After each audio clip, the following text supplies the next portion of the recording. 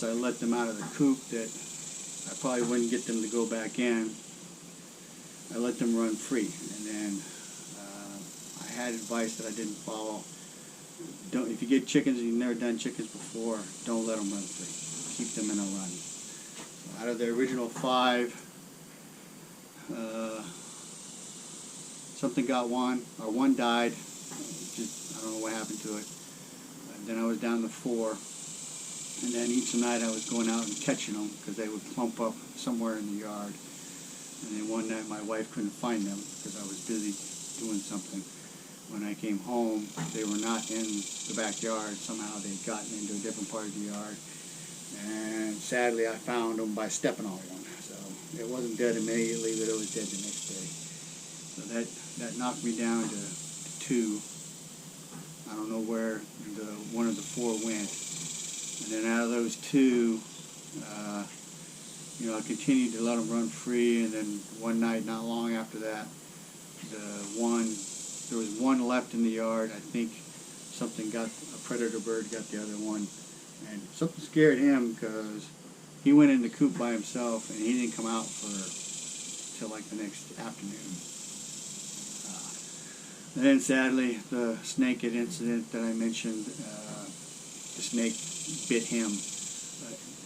I guess the snake wasn't big enough to eat him, but I'm pretty sure it was a poisonous snake because he had 2 fang marks in his neck and he was stretched out underneath the coop. So, first tip of advice that I learned, definitely spend some time in feed stores. The feed store I go to belongs to my wife's stepdad's cousin. They're a great source of information, both for growing crops and for dealing with stuff. They've told me how to kill trees, and being in the country, you're going to have trees grow where you don't want them to grow. I've got probably 25 or 30 I still need to kill right now. So that's one of the problems with the pool is I got to get in there and kill the trees and then dig up as much of the root system as I can before I can put a pool liner in there and then get the pool going again. They told me to put down sulfur around the chicken pen. It does not kill anything, but the sulfur messes with the snake's sensory system. So the snakes will stay out of your chicken pen better if you do that, especially if you're like me. I live in the country, across my lake. We got snakes all over this place. Rattlesnakes, copperheads, cottonmouths, rat snakes.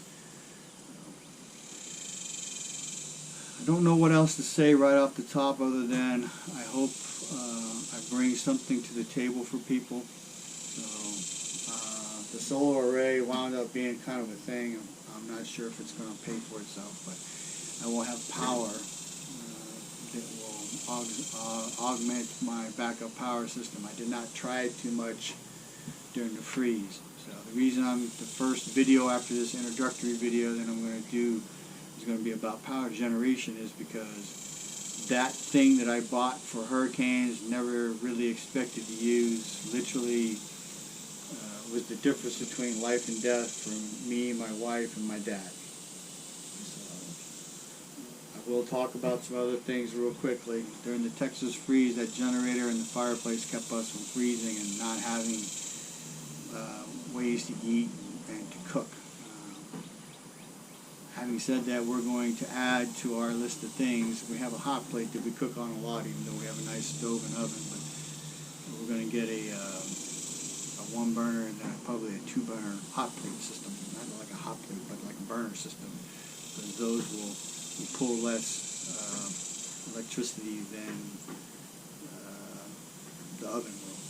Now, having said all that, just to give you guys perspective, I have a generator that has a nominal running capacity of 6,200 watts. And the real easy math is when you have watts, you divide it by your volts, which is 120, and that gives me roughly 50 amps. So, but the generator only has a plug that will support 30 amps. So I have the generator, I have the cord, I have the backfeed system, I have a main breaker between me and my meter. So those are things that I'm going to go over in another video, but that system powered 2 full-size refrigerator with freezers, 1 deep freeze, 1 small refrigerator, and my stereo system, my TV, the internet router, and the HughesNet router, along with the lights we were using during the day and in the evening, and then 1 space heater. So my goal is to get a generator with a 50 amp plug, which is going to be another $3,000 or $4,000, plus the associated cable and backfeed system, which you guys will know more about once I get done doing that video. But so hopefully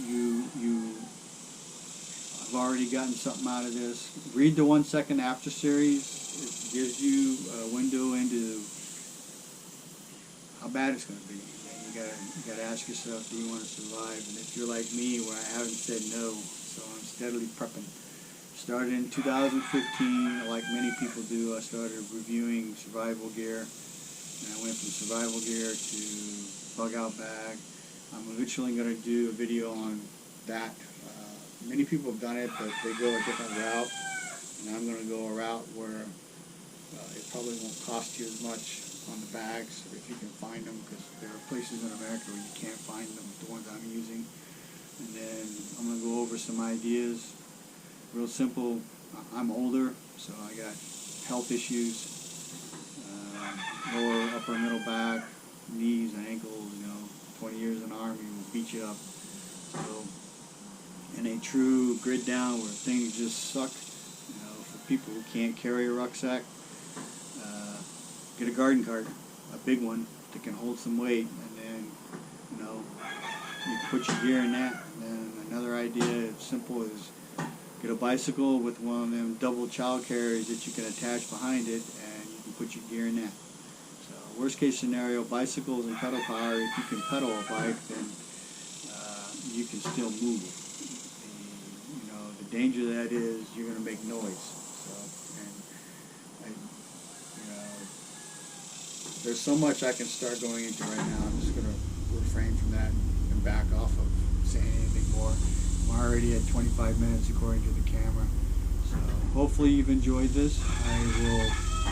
This will either pop up underneath Jimmy Nickens on YouTube. I'm going to try and get an actual channel. I'm going to try and call it the Chief Prepper. Chief because I'm Native American, and Chief because I'm a retired Chief Warrant Officer. Other than that, I hope you all have a great day. I'm going to try to do my videos like this, record them on Sundays, and then post them on Mondays. But I don't know how that's going to work. So anyway,